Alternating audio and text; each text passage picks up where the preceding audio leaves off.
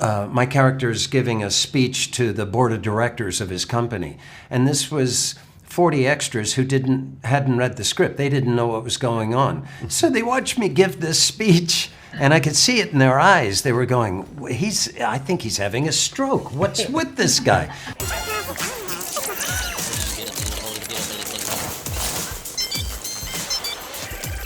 Hi guys, thank you so much for having the time to talk to me. Hi, You bet. how are you? Nice to meet you. Great, so I love the comedy. I think it was so great. So first of all, I always think it's so hard to make a comedy, to make a good comedy. So what do you think, Peter, do you think a good comedy should or needs to have to be actually funny? Wow, that's a hard question. I think one thing is you have to not be afraid of making people laugh, because there's a lot of that going on right now where people are terrified to tell a joke that it could offend this person or that person. A joke's going to always offend somebody. I don't care what the joke is. Somebody is going to be offended. And I always knew that our whole career, because even early on, we wouldn't score that high when we did test screenings. We'd score, if we scored really high, we get an 80. Wow. That because you're going to lose 1 out of 5. Yeah. But yet, if you're sitting in the room, it felt like 100, 100%. And that's what, mainly you got to not worry about, you got to trust yourself and not try to please everybody. Yeah, I see that. So William, the air digging, of course, is one of the highest points of the movie.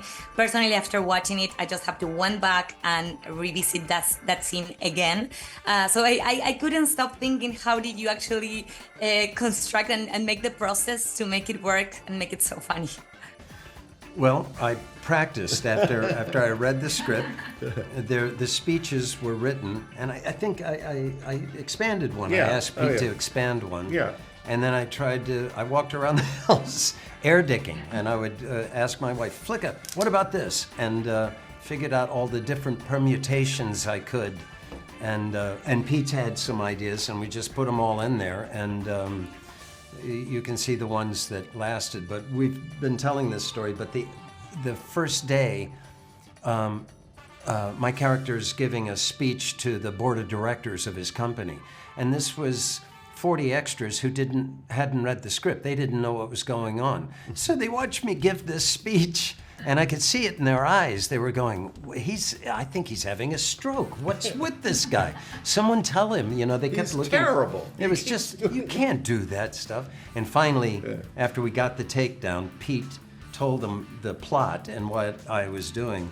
I owed it to them. Yes, you did. I felt like, I could have let them all leave. I thought, I should tell them, because And interestingly, we tried to do a couple more takes after that, but then everyone was laughing. Yeah. We couldn't use it. That's excellent. Also, friendship, it's a major theme of the movie. And if you could choose a fictional character from a movie or TV or a video game, whatever, who would you like to have as a friend in real life?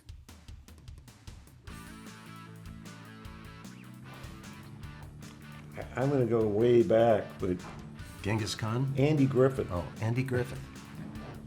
I loved Andy Griffith's show. I do too. And Andy's he's such a forgiving, kind-hearted guy. I know. Was that really him? That was so great. I think it was. I think he was supposed to be really nice. But the very beginning of that show, the first couple episodes, he was the funny guy, and Don Knotts was the straight guy. No and kidding. for some reason, they quickly realized Don funnier. Oh my gosh. Yeah, Don Knotts was so switched it funny in around, there. yeah. I don't know. I'm a Civil War buff. If I could have dinner with two guys, it would be either Lee and Grant or Lincoln and Grant or something like that. What a remarkable time and what they went through. Yeah. And finally, to wrap up, we were both talking about friendship. And I wonder, if you guys are close with some of your high school friends or not so much. I'm very close, actually. I went to 2 high schools. I went to my regular high school, and then I was doing poorly, so I got sent away to another high school.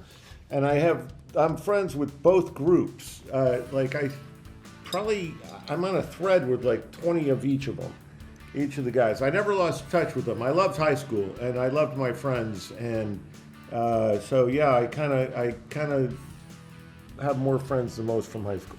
I don't. I have a friend or two from college that have been lifelong buddies.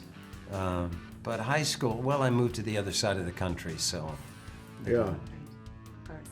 Well, thank you guys so much for your time. Again, Thank I you. love the movie and I have so much fun. I'm so thank you. glad you did. Thanks a lot.